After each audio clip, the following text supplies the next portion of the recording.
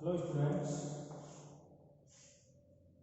अब हम अपने जो कृषि के यानी प्रकार पढ़े थे हमने, अब उसको आगे बढ़ाते हैं और इनको यानी डिस्क्राइब करते हैं, विस्तृत रूप से यानी इनका अब अध्ययन करते हैं। ठीक है, तो हमने यहाँ की स्टार्टिंग में पढ़ा निर्वाह कृषि। क्या पढ़ा? निर्वाह कृषि। तो निर्वाह कृषि है, ये दो पार्ट में डिवाइडेशन किया गया इसका। तो आदिकालीन निर्वाह कृषि है और एक कौन सा है? गहन निर्वाह कृषि है। क्या है? गहन निर्वाह कृषि। यानी दो प्रकार की होती है निर्वाह कृषि, एक आदिकालीन निर्वाह कृषि और एक गहन निर्वाह कृषि। ठीक है, तो अब हम पढ़ते हैं आदिकालीन निर्वाह कृषि के बारे में। देखिए, जो ये कृषि है आदिकालीन निर्वाह कृषि, जैसे नाम से पता चलता है आदिकाल में यानी प्राचीन समय में कृषि की जाती थी। ठीक है, यानी प्राचीन समय में जब यानी मनुष्य जंगलों में निवास करता था उस समय की आदिकालीन यानी आदिवासी लोगों के द्वारा की जाती है। इस कृषि में क्या होता था कि जंगल का कुछ भाग हिस्सा काट कर उसमें यानी आग लगा दी जाती थी और उसके बाद यानी उसमें बीज जो थे यानी वो बिखेर दिए जाते थे और उसके बाद बरसात होती थी और वो फसल होती थी, उसको काटते थे। 2-3 साल करने के बाद क्या होता था, जब यानी वहाँ की मृदा की जो उपजाऊपन क्षमता का समाप्त हो जाती थी वो क्या करते थे, उस क्षेत्र को छोड़कर आगे चले जाते। वो आगे भी यानी इसी प्रकार से जंगल को थोड़ा साफ करते और उसमें करते। इसमें क्या था, प्राचीन औजारों का प्रयोग करते थे, जैसे पत्थर के बने औजार लगा सकते हैं हम, लकड़ी से बने हुए औजार, या फिर हम कह सकते हैं फावड़े या कुल्हाड़े का इनका उपयोग किया जाता था इसमें। यानी मशीनों का कोई उपयोग नहीं था आदिकालीन निर्वाह कृषि में। ठीक है, इसमें क्या था, यानी कि इसमें कोई हाइब्रिड सीड्स का यूज नहीं करते थे और साथ में कोई ऐसी तकनीकी नहीं थी जिसका इसमें यूज किया जाए यानी प्रयोग किया जाए। यह कृषि कहाँ की जाती है? उष्णकटिबंधीय क्षेत्र में की जाती है। उष्णकटिबंधीय क्षेत्र का अर्थ होता है कि जहाँ पर यानी कि बरसात की मात्रा ज्यादा, ह्यूमिडिटी ज्यादा रहती है और साथ में यानी कि ग्रीष्म ऋतु भी आती है और सारी चीजें होती है। यानी उष्णकटिबंधीय क्षेत्र जो यानी हमारी ट्रॉपिकल जो लाइन है 23.5 डिग्री यानी कि इर्द गिर्द जो मकर रेखा है उसके इर्द गिर्द यानी ये कृषि की जाती है। ठीक है, उष्णकटिबंधीय क्षेत्र में आपको पता होगा। इसे स्थानांतरणशील कृषि भी कहते हैं। इसको स्थानांतरणशील कृषि इसीलिए कहा गया है, समझ लो क्यों? मैंने अभी आपको बताया कि क्या करते थे आदिवासी लोग कि उस कुछ हिस्से को यानी साफ करते थे, आग जलाकर यानी राख कर देते थे और उस राख में बीज बिखेर देते थे और 2-3 साल बाद तो वहां पर कृषि करते। उसके बाद क्या होता था, वो उस क्षेत्र को छोड़कर फिर आगे चले जाते, यानी उस क्षेत्र को जो यानी वहां पर जो अपन क्षमता कम होती है जमीन की, तो क्या करते वो उस क्षेत्र को छोड़कर आगे बढ़ जाते और आगे भी यानी इसी प्रकार से जंगलों को साफ करते और क्या करते, कृषि करते। तो इसलिए स्थानांतरण का मतलब बदल कर देना, समझ रहे हो, ट्रांसफर कर देना कि आज यहाँ पे कृषि कर रहे हैं, 2-3 साल बाद दूसरे क्षेत्र में चले गए, वहां पर कृषि करने लगे, क्षेत्र नहीं कहीं छोड़ के चले गए, यानी बंजर छोड़ गए। एक प्रकार से वो होता है। किन किन क्षेत्रों में की जाती है ये कृषि? देखिए, अफ्रीका महाद्वीप में, ठीक है, दक्षिणी एवं मध्य अमेरिका का उष्णकटिबंधीय जो भाग है उसमें, समझे, ऊपर की तरफ यानी जो ट्रॉपिकल लाइन की तरफ है वो भाग, और दक्षिण पूर्वी एशिया, समझिए, दक्षिण पूर्वी एशिया के भाग में यानी की जाती है। विश्व के यानी भाग की बात हो रही है तो अफ्रीका, दक्षिण मध्य अमेरिका का उष्णकटिबंधीय भाग और दक्षिण पूर्वी एशिया जिसमें यानी जो देश सम्मिलित है वो है। उसके बाद आते हैं कि इस कृषि को किस किस नाम से जाना जाता है। प्रत्येक क्षेत्र में यानी इस कृषि को भिन्न भिन्न अलग अलग नामों से जाना जाता है। किस नाम से? जैसे भारत के उत्तर पूर्वी राज्यों में इसे झूमी कृषि कहते हैं। क्या कहते हैं? झूमी कृषि। क्या कहते हैं? झूमी कृषि। ठीक है, मध्य अमेरिका में मैक्सिको में इसे मिल्पा कहते हैं। क्या कहते हैं? मिल्पा के नाम से यहाँ कृषि वही है लेकिन इसके अलग अलग नाम। झूमी मिल्पा कहाँ कहते हैं? मध्य अमेरिका में मैक्सिको में। मलेशिया में, इंडोनेशिया में इसे लदान कहते हैं। क्या कहते हैं? लदान कहते हैं। ये इसके नाम यानी कि इसमें क्वेश्चन कई बार पूछ दिया जाता है कि लदान कृषि किन क्षेत्रों में की जाती है, लदान कृषि किस कृषि को कहा जाता है या किन क्षेत्रों में कहा जाता है, स्थानांतरित कृषि को लदान कृषि कहाँ कहा जाता है। या फिर उसे नियोजित किया जा सकता है कि स्थानांतरित कृषि को मलेशिया या इंडोनेशिया में किस नाम से पुकारा जाता है, या फिर उत्तर पूर्वी भारत के राज्यों में किसको किस नाम से पुकारा जाता है स्थानांतरित कृषि को। या फिर मध्य अमेरिका मैक्सिको में पूछ सकते हैं कि किस नाम से पुकारा जाता है। तो आप इनको बता सकते हो, झूमी, मिल्पा और लदान। वादा कृषि भी इसे कहते हैं। ठीक है, अब उसके बाद आते हैं गहन निर्वाह कृषि। किसके ऊपर आते हैं? गहन निर्वाह कृषि के ऊपर आते हैं। ये कृषि दो प्रकार से यानी दो भागों में डिवाइडेशन कर रखा है इसका। एक तो चावल प्रधान गहन निर्वाह कृषि, चावल प्रधान गहन निर्वाह कृषि, समझ गए। और एक है चावल रहित गहन निर्वाह कृषि, समझ गए। तो अब हम सबसे पहले पढ़ेंगे चावल प्रधान गहन निर्वाह कृषि के बारे में। गहन का होता है यानी कि जो जमीन होती है उसका अधिक यानी उपयोग करना, गहन तरीके से उपयोग किया जाता है वो।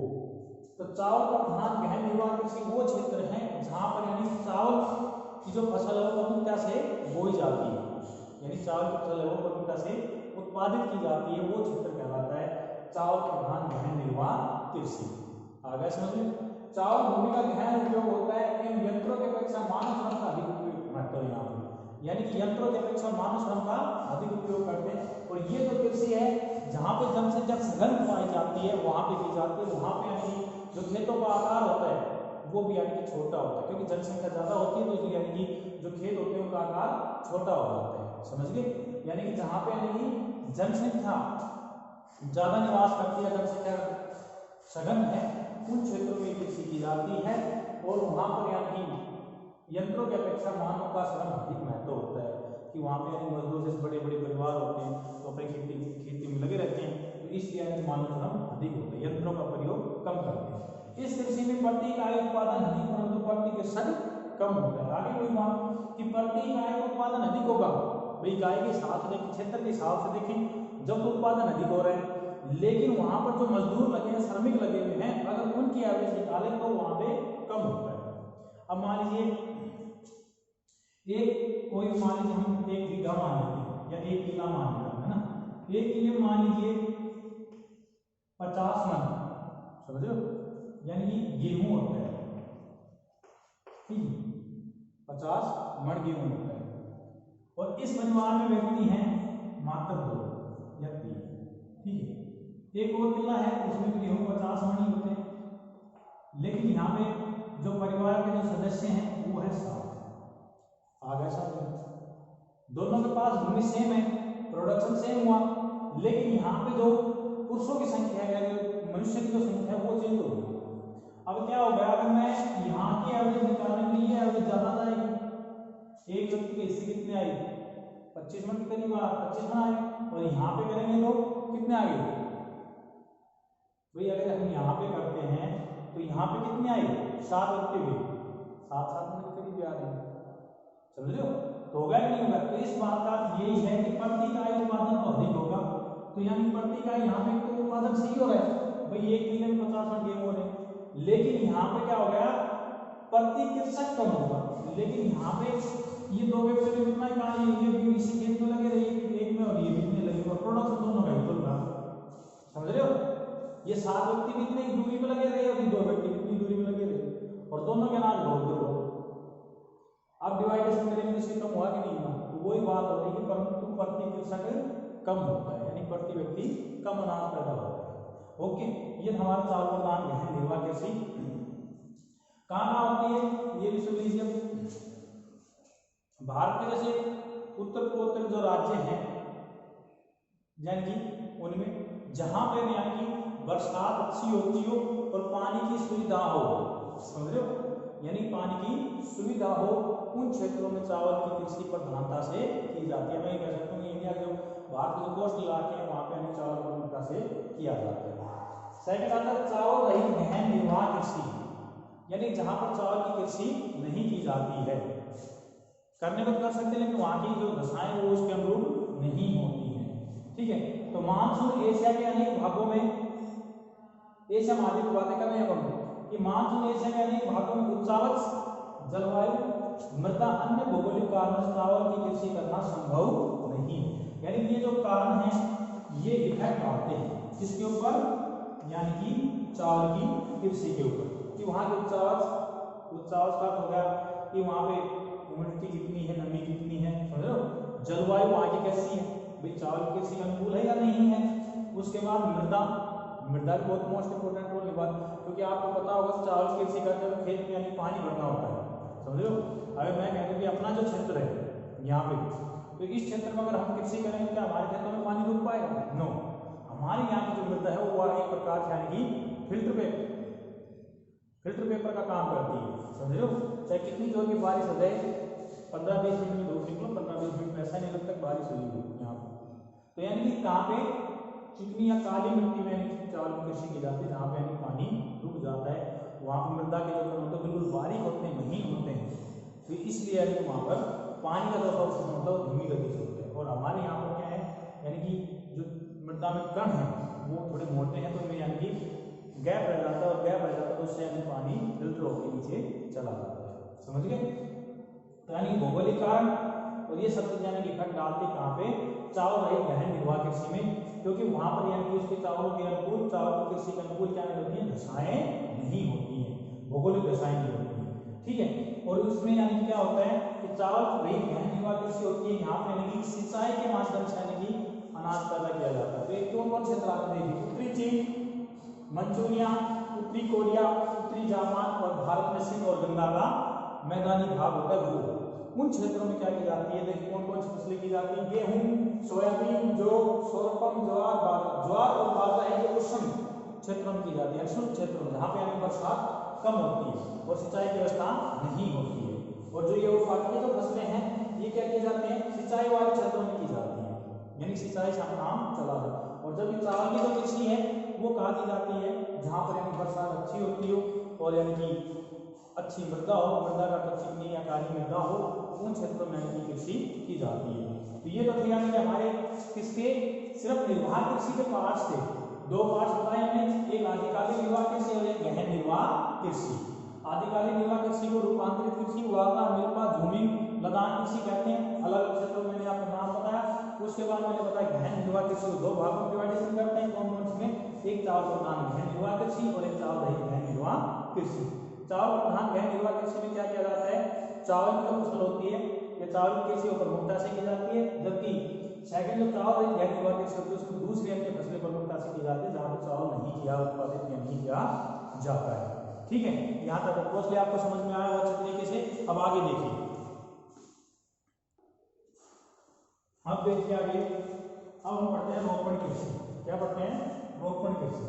इसके नाम से यानी हमें प्रतीत होता है रोपण यानी कि रोपना, समझ लो, वो कृषि। जैसे किसी पौध ला के या किसी कोई टहनी ला के हम लगा देते हैं तो रोपण कृषि कहलाती है। क्या कहलाती है, रोपण कृषि कहलाती है। ठीक है, जैसे हम देखते हैं कि जैसे गन्ना हो गया, चाय हो गई, रबड़ हो गया, कोकोआ हो गया, कॉफी हो गई, ये सब रोपण कृषि में आते हैं। गन्ने की यानी छोटी छोटी जो पोलियां होती हैं वो रोपी जाती है और उससे यानी कि एक पूरा पौधा तैयार हो जाता है। ठीक है, तो इसकी यानी शुरुआत कब से हुई और किन्होंने की, तो देखिए इसकी शुरुआत यूरोपीय लोगों ने विश्व के अनेक भागों का ऑपरेशन करने के बाद की थी। ठीक है, ऑपरेशन क्या था, तो उनके अधीन कर लिया उन्होंने, यूरोपीय लोगों ने विश्व के अनेक भागों का अपने अधीन कर लिया, कब्जा कर लिया, जिस प्रकार से हमारा भारत देश है ब्रिटेन वासियों को गुलाम हो गया था, इस प्रकार से। ठीक है ना, ऑपरेशन का अर्थ ये होता है कि उन्होंने यानी क्या कर लिया, उनको अपने अधीन कर लिया था और उसके बाद उन्होंने क्या किया कि यानी कृषि में रोपण कृषि की शुरुआत उन्होंने इन क्षेत्रों में की।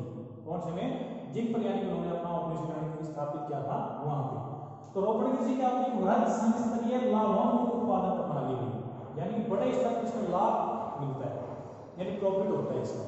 ठीक है, इसमें कृषि का आकार बहुत विस्तृत होता है, विस्तृत का होता है बड़ा होना, यानी जो हमारे खेत होंगे वो बड़े बड़े होने चाहिए, समझ, बड़े क्षेत्र पर यानी कृषि की जाती है। इसमें अधिक पूंजी निवेश, उच्च प्रबंधन, तकनीकी आधार पर वैज्ञानिक विधियों का प्रयोग किया जाता है। इसमें पूंजी की आवश्यकता अधिक होती है रोपण कृषि में भी। ठीक है, उच्च प्रबंधन होना चाहिए इसका, साथ में एवं तकनीकी आधार है वो होना चाहिए, यानी मशीनों का ज्यादा प्रयोग किया जाता है इसमें, और वैज्ञानिक विधियां इसमें यूज की जाती हैं। यह एक फसली कृषि है, एक फसली कृषि है कि यानी सिर्फ एक ही फसल पर आधारित होती है। यानी जैसे आप गन्ने की कृषि कर रहे हो तो क्षेत्र में गन्ने की कृषि कर सकते हो आप, है ना, यानी पूरी साल भर में आप गन्ने की फसल को उत्पादन कर सकते हो। उसके बाद आते हैं आगे कि कहाँ पर यानी लोगों ने यानी कौन कौन सी जैसे रोपण कृषि वो कहाँ लेके आए। तो देखिए यूरोपीय उपनिवेश ने अपने अधीन उष्णकटिबंधीय क्षेत्रों में चाय को, कॉफी, कोको, रबड़, कपास, गन्ना, केले और अनानास के आदि पौधों का निर्माण किया। उष्णकटिबंधीय क्षेत्रों में ऐसे पौधे लेके गए, वहां पे उन क्षेत्रों में यानी कृषि करने लग गए। फ्रांस वासियों ने पश्चिमी अफ्रीका में, यानी फ्रांस ने पश्चिमी अफ्रीका में कॉफी व कोकोआ को पौध लगाए, फ्रांस वासियों ने, क्योंकि अफ्रीका फ्रांस का ही खत्म। उसके बाद ब्रिटेन वासियों ने भारत और श्रीलंका में चाय के बाग स्थापित किए, समझ लो, क्योंकि ब्रिटेन वासियों के दिन था मार्च, ब्रिटेन में गुलाम था, तो इसलिए मलेशिया में रबड़ और पश्चिमी द्वीप समूह में गन्ना व केले यानी कि पौध लगाई, यानी कि रोपण की सीख लगाई वहां पर, किन्होंने ब्रिटेन वासियों ने लगाई है। ठीक है, उसके बाद अब आगे चलते हैं तो स्पेन एवं अमेरिका जो वासी थे, यानी कि अमेरिका वासियों ने फिलीपाइंस में, समझ रहे हो, नारियल और गन्ने की फसलें लगाई, वहां रोपण कृषि स्थापित की। उसके बाद इंडोनेशिया में एक समय गन्ने की कृषि में हॉलैंड वासियों ने डच जो थे हॉलैंड के निवासी थे, उनका एक अधिकार था कहाँ पे, इंडोनेशिया में। कहाँ पे, इंडोनेशिया में गन्ने की कृषि के ऊपर। लेकिन अब नहीं, ब्राजील में अब भी यानी कि जो कॉफी की जो बागान है उन्हें क्या कहते हैं, फेजेंडा कहते हैं। क्या कहते हैं, फेजेंडा कहते हैं। ठीक है, और यूरोप वासियों के नियंत्रण में है आज यानी कुछ ऐसे बागान हैं जो यूरोप वासियों के नियंत्रण में, कहाँ पे, ब्राजील में। और उन जो कॉफी के जो बागान है उनको क्या कहते हैं, फेजेंडा कहते हैं। क्या कहते हैं, फेजेंडा। क्वेश्चन बनता है आपका यहाँ से, ठीक है, कि ब्राजील में कॉफी के बागानों को क्या कहते हैं, फेजेंडा कहते हैं। सबसे महंगी कृषि प्रणाली कौन सी होती है, या हम ये कह सकते हैं अधिक पूंजी एवं उच्च प्रबंधन तकनीक की जो कौन सी फसल में होती है, रोपण कृषि में होती है। ठीक है, इसका जो आकार होता है वो विस्तृत होता है, बड़े क्षेत्रों पर की जाती है। ये ऑपरेशन में यूरोपीय लोग इसको लेकर आए थे, ठीक है ना, अपने देशों में। तो ये चीजें थी। अब उसके बाद हम कल पढ़ेंगे अपनी यानी कि नेक्स्ट जो हमारी कृषि रहेगी वो, और हमारी नेक्स्ट जो कृषि रहेगी वो रहेगी विस्तृत वाणिज्य अनाज कृषि।